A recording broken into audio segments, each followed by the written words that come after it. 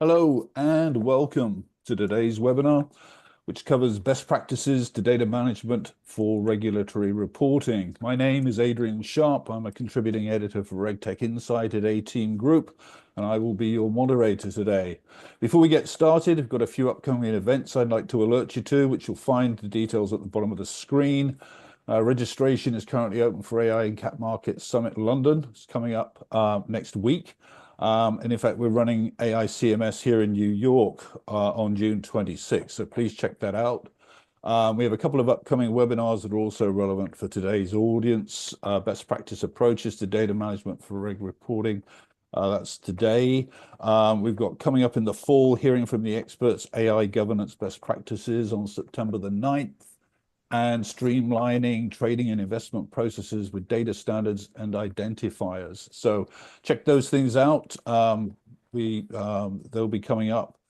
Today's webinar is being co-sponsored by NICE Actimize and Derivative Service Bureau, and we thank them for their sponsorship. We'll conduct the webinar under the Chatham House rule, which simply states that participants are free to use the information received, but neither the identity nor the affiliation of speakers, nor that of any other participant should be revealed. Please respect this rule. I'm going to ask the speakers to introduce themselves momentarily, but first, some information on how you, the audience, can participate in today's webinar. To the right of your video screen, you'll see a Slido panel with tabs for polls and questions. We'll be running a couple of polls today, so please vote, help us gauge industry opinion. And if you'd like to ask questions, the question panel is open. We'll actually open up for audience questions about halfway through the webinar. So now I'm going to ask our audience, our panelists to introduce themselves, and I will start with Paul. Thanks, Adrian. Hi, my name's Paul Cotty. I work with in the product team at NICE Actimize. I'm based in the New York area. I've got a background in front office sales and trading and compliance and surveillance and a law degree. So hopefully I have a bit of an understanding of where some of the bodies are buried. Thanks, Adrian. Excellent. Thank you. And Emma. Hi, I'm Emma Kaliomaki. I'm Managing Director at the Derivative Service Bureau, who's responsible for the international standards, the ISIN and the UPI, as well as the CFI for financial instruments. Prior to that, I was at the London Stock Exchange looking after their reference data for the various identity and legal entity and financial instruments. So I have a good background in data management from there. Terrific. Thank you. And James? Hi, I'm James Hope Lang. I currently work for Danske Bank in the data management program. I spent 15 years in building trading and derivatives execution platforms before Credit Crunch. And then since then, I've been working in regulatory data programs. Terrific. Super. Finally, Anuj. Thank you. My name is Anuj Agrawal. I'm based out of New York area, and I manage data strategy and data governance for the reg reporting in SMBC. I have 20 years of experience within the industry, and from the last decade, I've been focusing on various banks and helping them in their data governance and remediation programs from the consulting side as well as from the operational side in the banks. That's great. Thanks, Anuj. Okay, so let's kick off. We'll start with an audience poll. So I'm going to ask Jerry Ann to put the poll up for our audience. So questions are, how would you describe the maturity of your organization's current regulatory data governance framework? And you have a choice of 5. We have a mature, centralized global data governance framework, all the way down to option 5, we rely on third-party service providers. So please vote, audience. While the audience is voting, we'll actually get into our first panel question, which asks, what are the foundational elements of a robust data governance framework for regulatory reporting? And how can organizations establish accountability for data ownership across teams? And James, I'm going to come to you first on this one. Yeah, it's a great question because the foundations really set out your capability for the future. And where I look for the basics are in the data model. So mapping data across the enterprise in some agreed format, whether external or internally defined. In the ownership model, so you need to see top-down ownership and bottom-up ownership come together for regulatory data requirements. You must get that buy-in from both ends, because without the top down, you don't get the sponsorship. Without the bottom up, you don't get the detail. And then finally, the core fundamental place to start from for a building block is a catalog. You need a one-stop place where you can find the data that you've discovered and that you've modeled and that you've managed to get ownership for. And you've got to make that discovery available to the organization. Terrific. Good stuff. Anuj? Yeah, so I could just add on to what James said. I think he covered accountability, which I will say there has to be a policy of the accountability for making sure, as he said, bottom to top, we need to have all the elements which are being used for our reporting or for our financial purpose to be very well governed. The second part he said about the glossary. So that glossary needs to be well governed in terms of it has to be aligned to all the risk and regulatory reports. So that way, when the regulator looks at it, there's one element which goes across the report and they have the complete understanding of the coverage of that glossary and its ownership, and it's well standardized from top to bottom. The other thing which I will like to add is on the control framework. So the robust and very comprehensive control framework has to be well established and has to be designed and operational. So what regulators look right now is how effectively you are operating with your controls from the upstream to the downstream and to the ADS SORs. And they will like to see, data in motion standards, how your controls are in motion, static, uh, downstream when it comes to the rec side, what are the data controls, reconciliations are there, the checks, the pre-processes checks, the post-processes checks, all needs to be well understood and needs to be well assessed. And we need to have proper coverage and work papers for all those assessments. Excellent. Paul, did you want to step in there? Any a thought? No, I'm actually writing a lot of these points down because they're going directly to what I was sort of planning to talk about in the second question. Excellent. That's great. It's a really good flow here. Yeah, I love it. Let's I'll tell you what, whilst we're at this point, Jerry Ann, so take a look at the poll results. Let's see where our audience thinks they are. So we're at partially implemented framework with localized policies at 36. Mature centralized global data governance at 27. So some people are feeling pretty good about themselves. We've got similar proportion at it's obviously managed locally, and then some other folks are in the early stages. Fortunately, nobody chose the final option. Any surprises here in terms of where people sort of feel they are? It's often a surprise to see quite a large proportion being quite so positive. I suppose it's only 36%, but I would answers 1 and 3 there, I think are fairly similar and pointing in the same direction. So you're looking at around about the 60% mark for those, and that's pretty positive. Yep. I was going to add that it's sort of reflective of where the DCOM assessments stand for Europe, for European banks, because they mark on an average about 3 to 3.1 out of 5. So in that 60% mark of comfortable in a regulatory approach. Interesting. So actually brings us up to this next question. What are some of the things firms can do to improve data quality in the short term? And how do you maintain consistent data classification across different business lines? And Paul, this one's for you. Thanks, Adrian. I had started to look at this question from the point of view of the fines that were meted out in the US for and in a couple of other jurisdictions as well, including my own back in Australia. Although that was an Australian bank getting pinged by a US regulator for not covering certain business lines, and so that's where I'm looking at this question from. I have been in a number of meetings where the person across the table from me has said, "I don't want to be the next." And I'm not going to say their name, but I don't want to be the next that bank. And a couple of them have told me that they have actually had to go and present to the board, like the board of the banking group, to say what they're doing to make sure that data coverage, I'm going to use that word instead of data quality, is where it should be.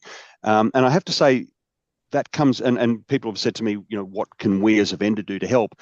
And I have to say, in the first instance, I kind of have to, I'm not sure. I think it has to go back to the firm, and the firm has to, and this is where I was writing all those words down and why I was nodding so much, Adrian, that you probably, why you picked on me. Things like discovery and a catalog with someone who is accountable for it, actually, giving it as a project to someone, having, and then for consistency, that's where the glossary comes in and the control framework comes in. But it really starts with that discovery process. And I think then having a catalog of all the different data types and going back to the business and periodically, not just on a one-off, but periodically saying, right, what channels are you using? What markets are you using? What businesses are you using? What things are you trading?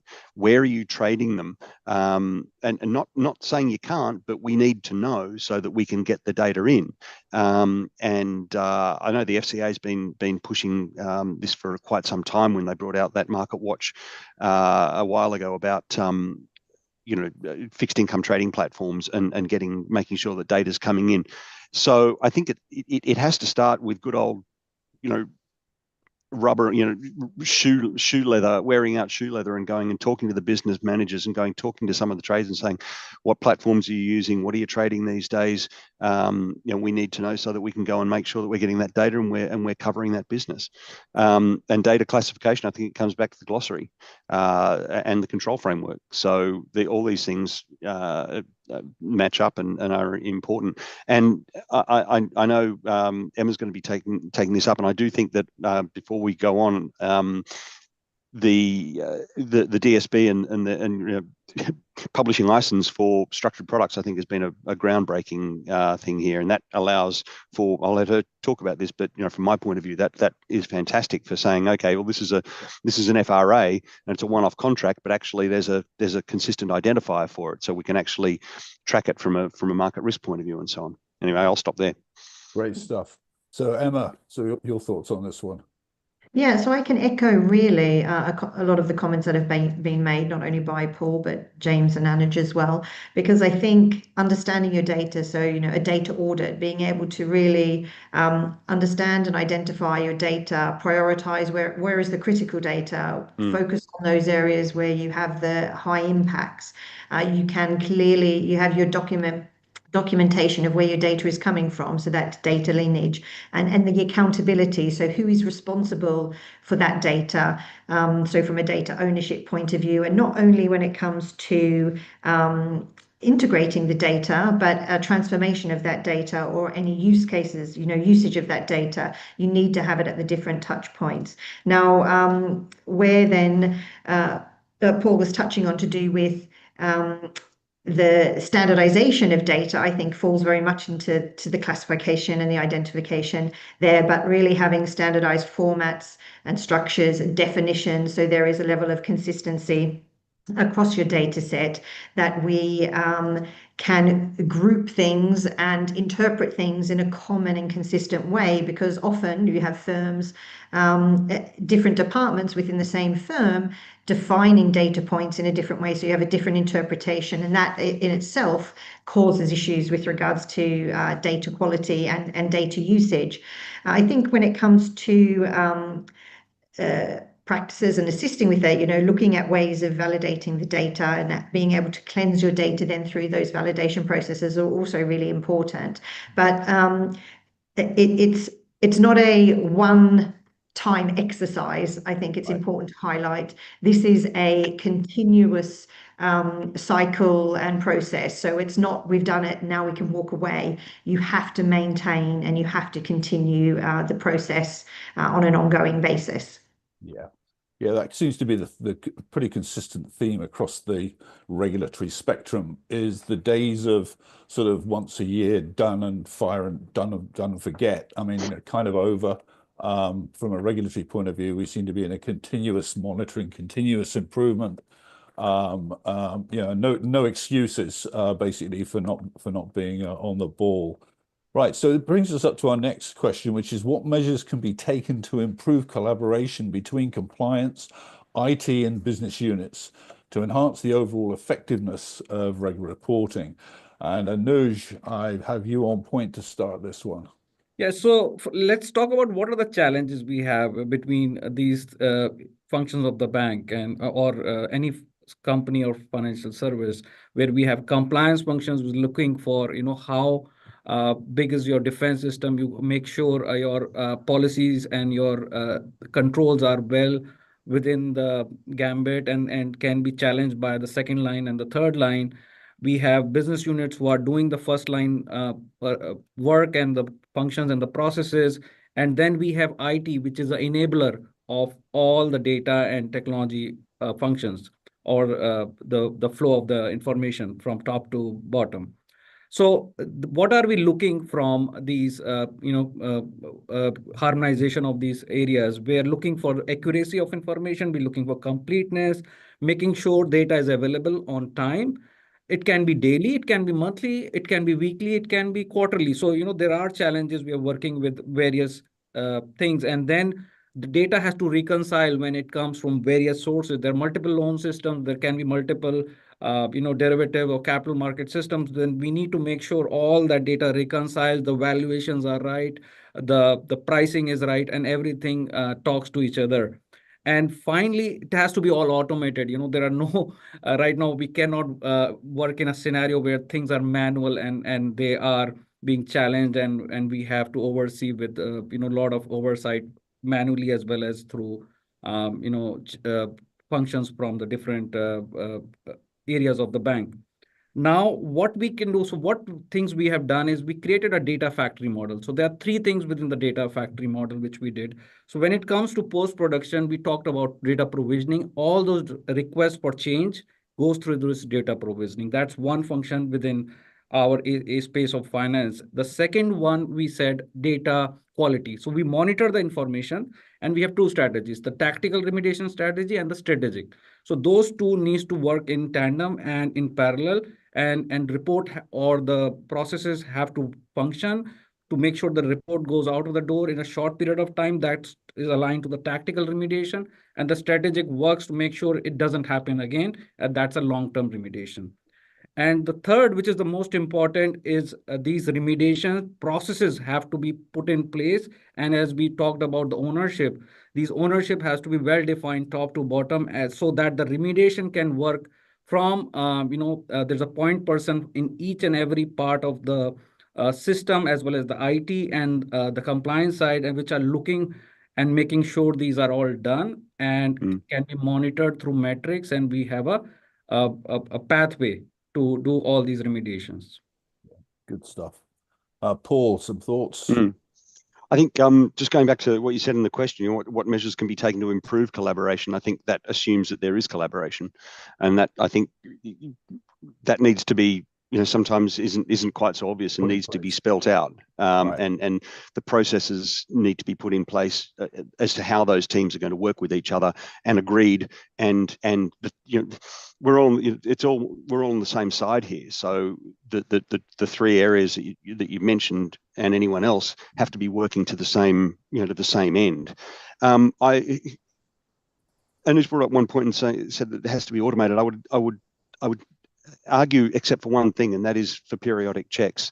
I think you do need to maintain oversight, and it can't be. And this is how I think some of the firms that have been fined so far got into trouble. They sort of press the button and set it and forget it, and so we've got it in place and we're good to go. It does need human oversight from time to time. I agree with you, and it's completely that the processes on an ongoing basis need to be automated, because you can't keep up. But I think a lot of the control framework, the checks and so on, do need to be looked at with you need to have the reporting come back. We generated on the trading desk today. We generated 1 million order messages. We've sent 1 million to be processed, and we know that they received 1 million. Or if we sent less than that, then why is there the delta? And if they received and processed less than that, then why is there that delta, and so on? So those sorts of things actually need to be brought up and checked on a very periodic, consistent basis, daily almost. But I think what we're saying here is it all comes down to the control framework and consistent formats and standards. And we've already discussed, glossary. The glossary needs to be agreed across all those units, and accountability. Who's going to own it? And it's not just who's going to own it. Who's going to be the reporting point? So if in the IT world we're getting a new system, we need to change something. Who's going to tell the other areas and make sure that they keep up with it? I've seen over my career, I've seen more times than I care to comment on where someone has decided that they need a new data point in whatever data it is, and they put a new column in, for example, and that kicks everything out one to the right, and suddenly nothing works. And then you get no alerts, the reports are all wrong, and people are running around chasing their tails. How did this happen? Where is it? Where is it? And it's like, oh, someone did a remediation over the weekend and added one column, and it's fairly simple, but there hasn't been a process around it to let everyone else know. So those sorts of things, those sorts of things are easily solvable, but they're time-consuming and frustrating when they actually come up. Yeah, I mean, it comes down to, I think the key word there is process, and somebody owning it. Having a clear owner. Can I jump in there, Adrian, a second? Sure. Come on, James. And you're actually, you're hitting the nail on the head by process. And what I'm hearing Paul and Anuj both describe is something that we're trying to manage in my current organization, in the data management process of defining producers and consumers of data. So you agree the producer is the owner. They created a record of interest, and a consumer can stipulate the requirements of acceptance of that data through a number of data quality measures. So compliance is a consumer of a massive amount of data across any organization. And so they're responsible for saying what is acceptable level of quality for that data. And that quality could be completeness, accuracy, integrity, validity, etc. You define measures you want to accept that data by. And by building that contract between the two, you tidy up this requirement of or this discrepancy when a problem happens. There's no need to point any fingers anymore. It's a straightforward conversation about, well, you produced the data and it's now not meeting the requirement I had for it yesterday. Right. Yep. Spot on. Okay, it's time for our next audience poll. So audience, fingers on buttons. What are your biggest challenges in regulatory reporting and data management? This is multiple choice. Your choice is establishing data quality, ownership and accountability, data accuracy and completeness, data availability and timeliness, reconciling data from multiple sources and formats, automation is limited by dated inflexible technology, and regulatory change management. So select any or all of those 6, and that'll give us a good picture of kind of where the distribution of pain is currently in the market. So whilst the audience is voting, let's get into what the main challenges of aligning data governance frameworks across multiple jurisdictions boil down to, and what are some of the best practice approaches. And to kick us off on this one, I'll come to you, Emma. So yeah, I'm keen to hear the response to the poll question, because I think it starts touching on some of these areas. But I think it's really important for us to recognize that, this is a complex area. There are varying legal, regulatory, technological, operational factors all at play here. And that means that it's not any one department's responsibility or role in being involved. So that aspect we were talking about earlier, collaboration, and is there collaboration, or what are the business rules around that collaboration and around the governance model, is really important. If we think of regulatory reporting, you have the challenge of divergence, where you can have conflicting requirements, but you can also have the same data elements having different meanings. So it comes to then the interpretation aspect, and that is constantly evolving. So that landscape, horizon scanning is a constant threat with regards to the data as well. And then when you look at the technological factors, I think the biggest one that comes to mind is one we hear a lot about, is like that legacy data, legacy infrastructures, or those data silos that then impede how we want to move forward with greater efficiencies.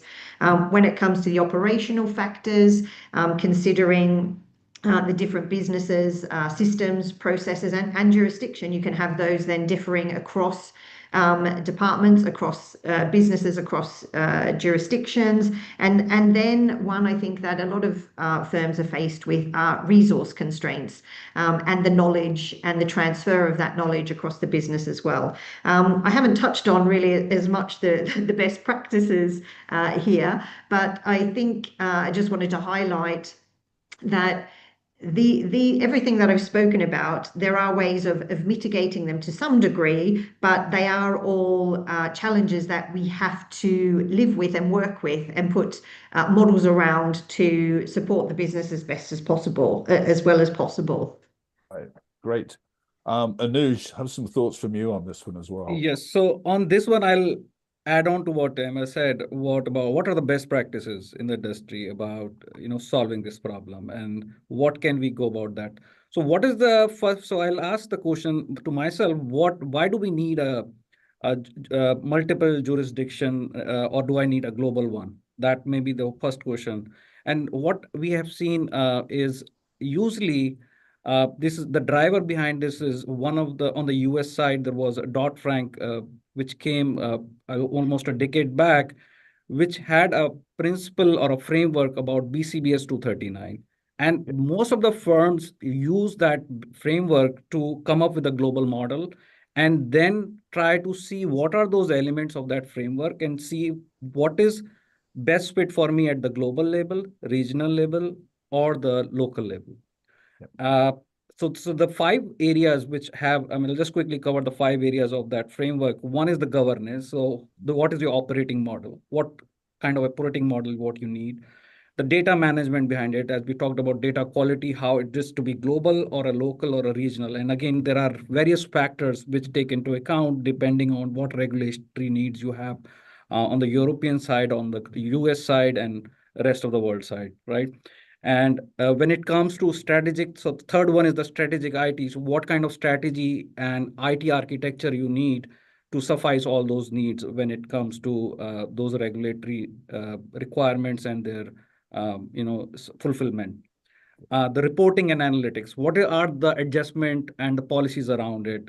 So do you need a global adjustment or a local? And that is another factor here is there are international standards, US GAAP standards, and the JGAAP. There are various standards in the market, and you can't have a global policy and satisfy all the standards. So there is a regional flavor to everything which you need as you go along. The EUC framework and the EUC governance around it, and finally, as we all talked about, control framework. Again, controls are many times locally well understood, but again, you need to have a global framework to have that regional and a local flavor for each of those. Good stuff. Okay, let's take a look at our audience results, Jerry, and let's bring up the poll. And oh, well, here we are. So, primary pain point, data accuracy and completeness. I think that's kind of, are you getting the sense that data would be close to the top and rate change management coming at a close second? That's exactly what I was expecting. Yeah. Well, not quite that big, but yeah, I thought data accuracy, that's basically what I was talking about. And that's completely consistent. Yeah. Any other thoughts from the panel before we lose the slide? I can leave the slide up actually for a little while. But,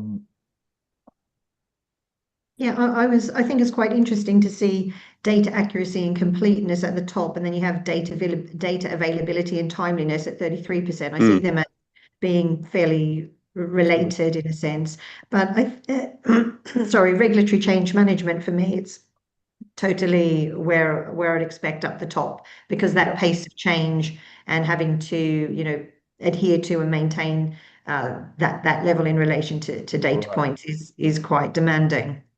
I think it's become more relevant as well since the review of BCBS 239 implementation last year showed that the organisations have been regressing on their compliance with 239, and the regulator then took a look at it and said, look, you need to widen the scope of this beyond risk and reporting data to data across the whole organisation. So we've now flipped it on its head and put the onus back on everybody to be regulatory compliant again. So the regulatory change agenda people were starting to think we're coming out of the for far end of finally, is actually back as #1 problem on the top of most banks' task list right now.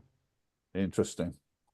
So good. So, okay, some interesting stuff there. So what are some of the key metrics for measuring performance of data governance? So how do we measure success? What does good look like? And how do we know we're staying on top of it? James, I got you in the frame to take point on this one. Yeah, it's an interesting question, and it's one that we're trying to look at the moment in our organization now. Anuj touched on how policy was a good foundational block, and policy in an organization is a great thing to organize yourself around. And if you're trying to comply with a policy of the organization, that policy is obviously trying to meet your external regulatory drivers as well as internal requirements. You need to be able to quantitatively decompose that policy into something that you can then measure success against. So if that policy is saying you need to be demonstrating a good data management framework has been implemented in the organization, what does that implementation actually mean? Is that the number of data role holders, the number of entity owners, data stewards that have been engaged and trained? Is it the number of data entities and the critical data elements that you're measuring there? Is it the number of DQ measures that you put in place? So it's not about showing how data quality is, but it's about showing how effective your implementation of a policy is.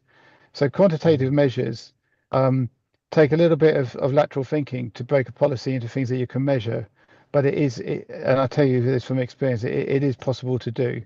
And then I think of a qualitative side of it, because at the end of the day, if you're implementing data governance or data management type frameworks, the benefits have to go beyond regulatory compliance, especially these days as people are, organizations are trying to see an investment return on the massive amount of regulatory change that we've done over the last 15, 20 years. So now, every time that we look at a regulatory requirement to improve data, is that having a benefit for business at the same time? Are we getting data more accurately and consistently to a business? Are they able to find it in one place? Do they spend less time developing new platforms because they've got one single place to go to for authorized sources? And therefore, can you show qualitative improvements? Do we have less regulatory reporting breaches because our data is more accurately sent out the organization?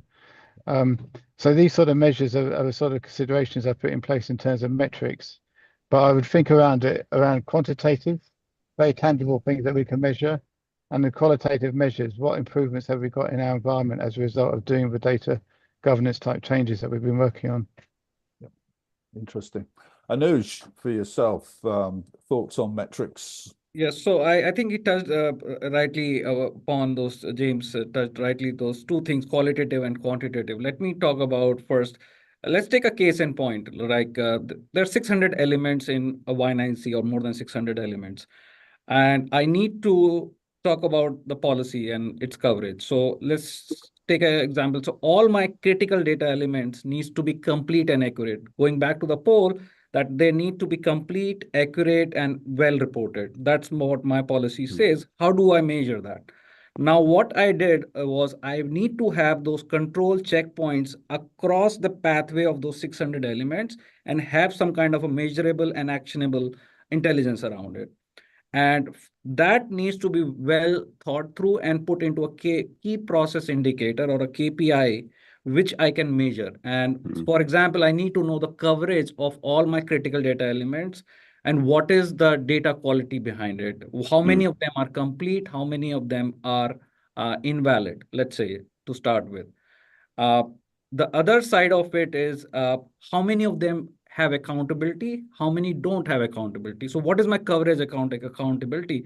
And when we start putting the names on those 600 or maybe let's say 60 to 100 elements, which are critical, I'm sure after 50%, the clock will start and we'll have struggle figuring out those owners, because that's how the banks are, because we have to look at the asset class level, to look at the system level, and it goes complex, and some elements you will never find an owner. So that will become your puzzle to solve. Finally, you need to understand your material defects around your reg reports. That should be one of the key elements that will tie to your accuracy and completeness. And we need to have a proper remediation program around it. That's a different thing. But having said that, these critical high severity defects should be well, one of the things, and that will help in the qualitative part, that how good we are doing, what is the value add we are doing to a reg report, and how best we can, trust and defend it to the external or internal examinations. Anuj, what I think you're discussing there is the performance and metrics of the metadata itself.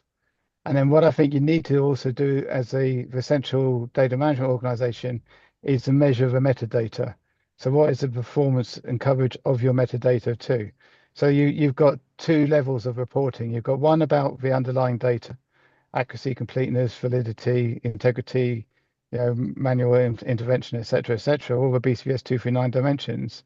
And then you've got to look at your metadata you're gathering and work upon, are you covering banks, the organizational coverage of a bank? Are you covering the regulatory requirements of a bank? Are you putting the right governance forms in place to manage the data, et cetera? So you've sort of got meta on the meta as a second consideration. Yep, makes sense, James. Yeah. Good stuff. Okay, time to pull up an audience question. And this first one asks, both traditional, we're going to talk about AI, both traditional AI, machine learning, and generative AI, LLMs, are being leveraged by regtech companies, and firms are wary of black box solutions. So what questions should compliance leaders ask vendors to verify that their AI-driven solutions or machine learning tools are transparent, auditable, and regulator ready? Paul, I think I'm going to start with you on this one. Yeah, I'm not really 100% sure where to go on this. Actually, come back to me. I'm still sort of thinking over it. I can give you some experience that I've had in this space before. Okay. So a few years ago, whilst we were building a data lake, we used an anti-resolution engine that was a complete black box. And the problem that we had was with the results that came out of it, they were very, very good, were super powerful. But when we wanted to challenge that information, the calculations behind it were not available. And so we couldn't prove internally to our internal second line or to ourselves the validity of the calculations that were being done. And we had to opt for a different solution, a different vendor, where the calculations and the resolution process was totally transparent.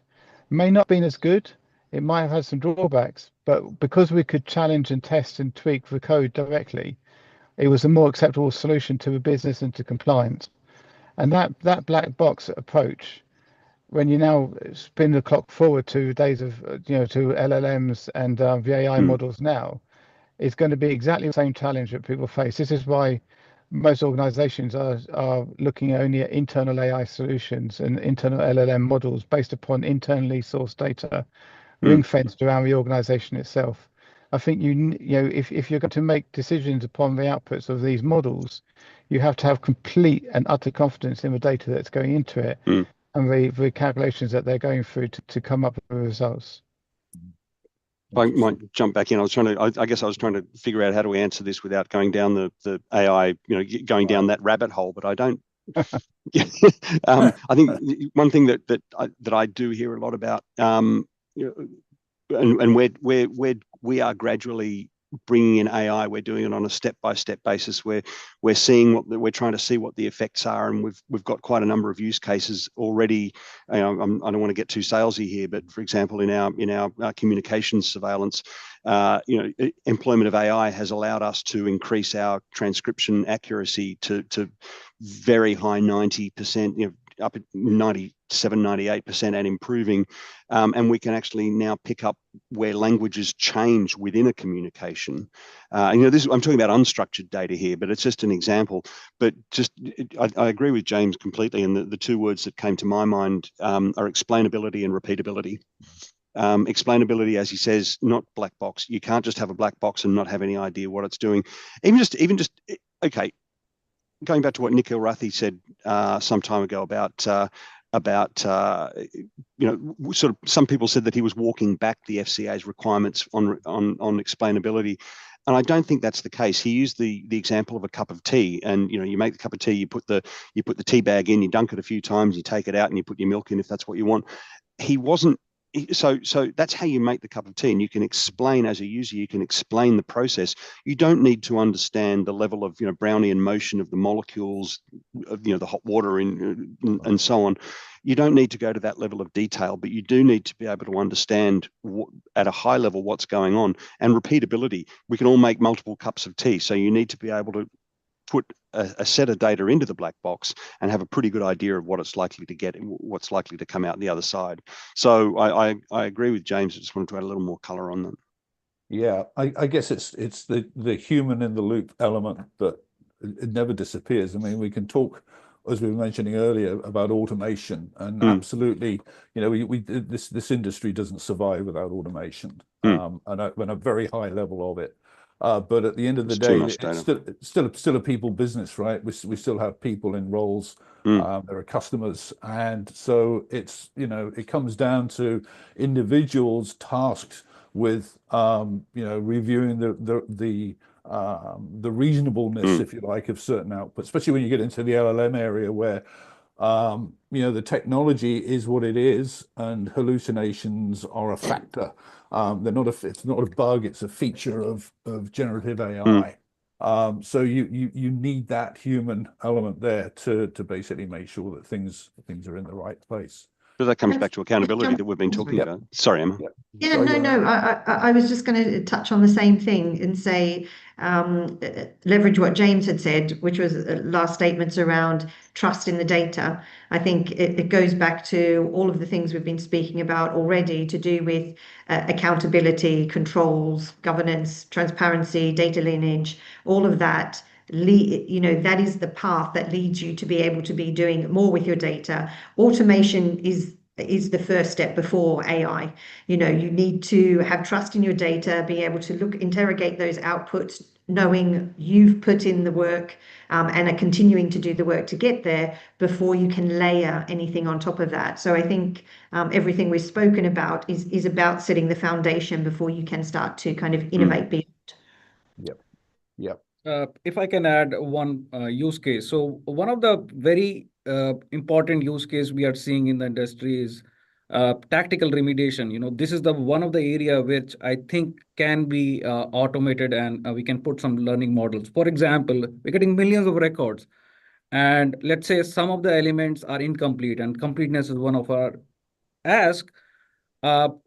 All my retail clients, for example, there has to be a particular SIC code for the retail customer, not the institutional customer, but the retail customer for my Y9C reporting. Let's take example. So do I need to repeat that, or I can use a bot to help me out?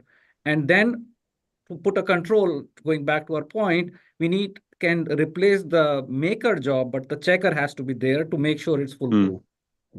Make sense? Yeah, absolutely. Okay, so back into data. There was an interesting little diversion into AI, but it comes up in every webinar and every panel discussion, so we can't ignore it. Okay, so back into the data. So what role does data alignment and harmonization play in bringing efficiencies into the regulatory reporting process? And does this help address diverging requirements? Emma, I'm going to come to you to start with this one. So I would say this particular area falls right into my wheelhouse. Standardization, data alignment, harmonization, international standards has been part of my working life for 20 odd years within the financial services sector. And I think it's something that we're starting to realize the benefits of much more recently. Now, ultimately, the data alignment and harmonization is ensuring that data across the various systems, departments, jurisdictions is consistent and accurate, that we have common definitions and business rules that allow us to use the data in a consistent manner across those systems and the different functions within the business. Now, the harmonization enables, brings the benefits of us being able to compare data, integrate data, have consistent data structures, and it really does then allow us to bring in automation. There's less manual effort. We have now reusable data sets across jurisdictions, so that's really important. And international standards they're used a lot or driven by regulatory mandates. And I think the challenge that we faced is that because the mandates are the driver, we're not really seeing the adoption go into the voluntary use case as much as we should.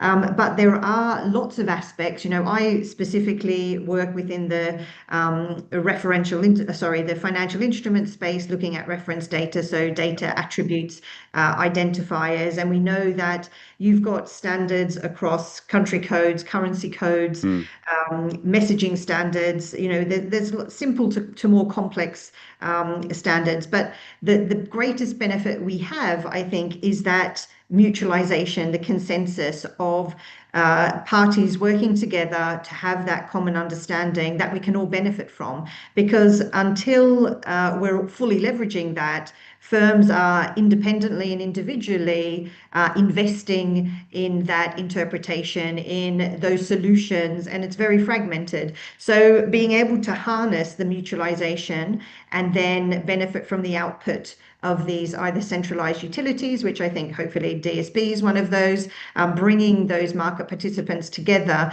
it really does make a big difference for the broader data quality. And we see the authorities really now investing as well, contributing. That public-private sector collaboration is higher than it has ever been, because we are all seeing the benefits. And wanting to reduce the reporting burden is a high priority for all jurisdictions, and this is one of the key ways in that we can achieve that.